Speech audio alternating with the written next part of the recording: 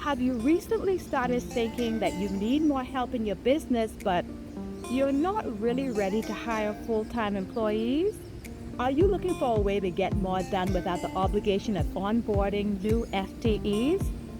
Well, if you want to know how to get the help that you need, hiring freelancers may be just the thing to help you out.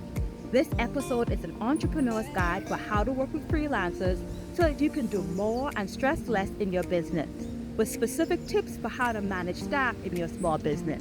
So keep watching.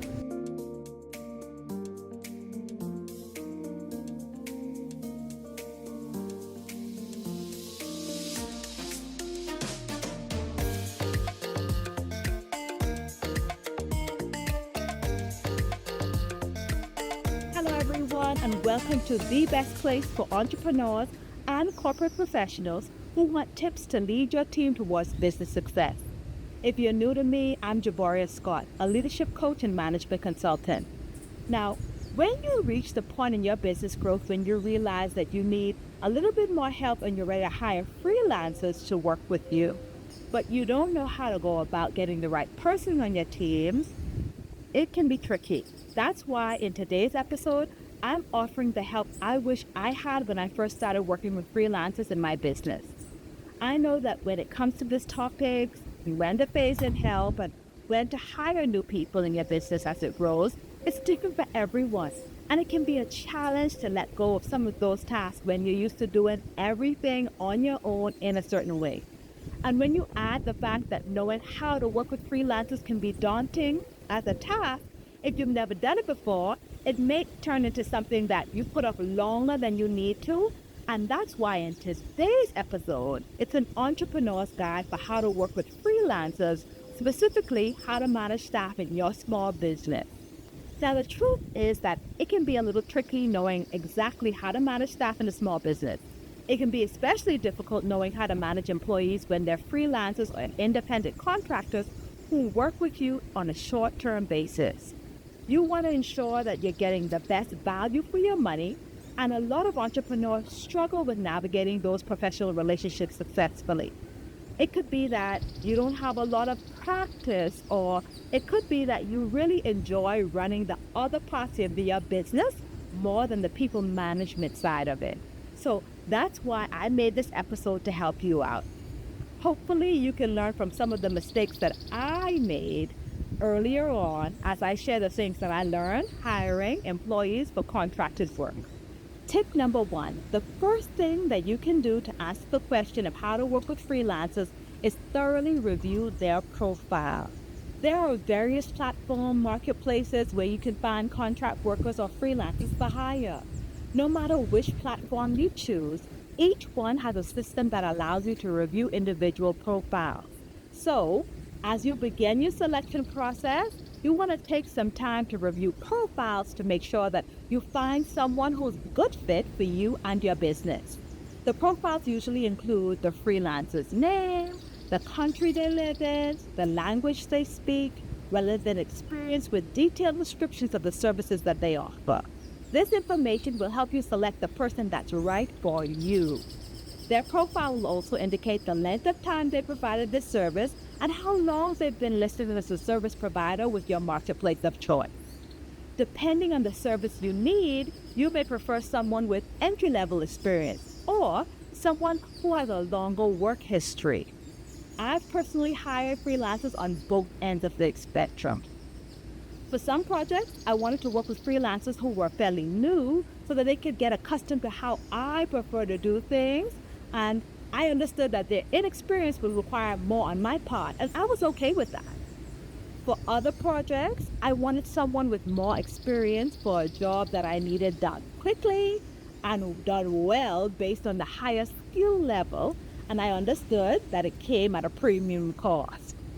Whoever you choose, be sure to review their profile summaries thoroughly to see how their experiences and their work history and what they offer align with what you're looking for.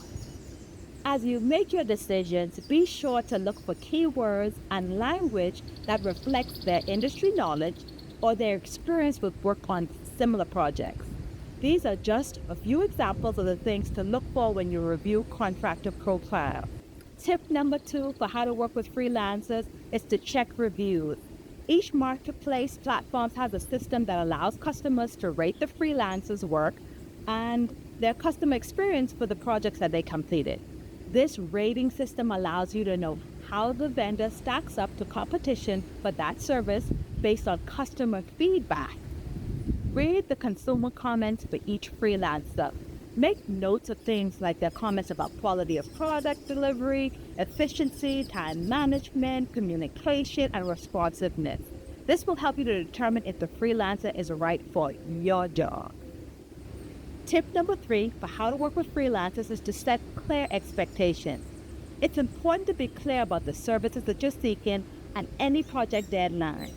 Know what your project budget is and communicate it clearly. For example, it's important to determine if you're willing to pay an hourly rate or if you prefer a fixed one-time lump sum rate. This may require a partial deposit. All of the things that are important to know at the start. Get those things out of the way. You can determine what you will pay based on the standard rate for that particular service. Just do some research to determine what the industry rate is for your project or service. Be sure to leave room in your budget just in case you want to expand the scope of the service and you need to amend the deliverables. Tip number 4 for how to work with freelancers is to check in often and keep it brief. I know that you're busy running your business and doing all of the important things in your day-to-day, but don't forget to check in. Be sure to log into the platform regularly and check in with the freelancer to gauge progress on your project and respond to questions. Any delays on your part will impact the quality and delivery of the end product of the service. If you have a tip for how to manage working with freelancers successfully, let me know in the comments. Or if you're a freelancer and you have tips for people who hire, please leave your tips in the comments as well. What's your best advice for working with freelancers? I'm interested in knowing it. Now, if you're watching this video and you want to know more tips for how to successfully hire people for your business as freelancers, but you don't know what to do or where to start, I created a guide to help you with that. It'll help you get the best talent and it removes all of the guesswork. It includes where to look and how to successfully vet people before you hire. So be sure to check it out. The link is in the description box or in the show notes.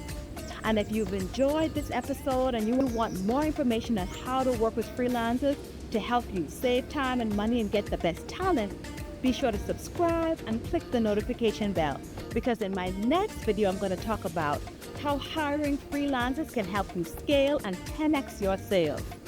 If you're watching this on the replay, you can find it in my playlist. As always, have a great week, be kind to yourself, and I'll see you in the next one. Thanks so much for watching. Goodbye.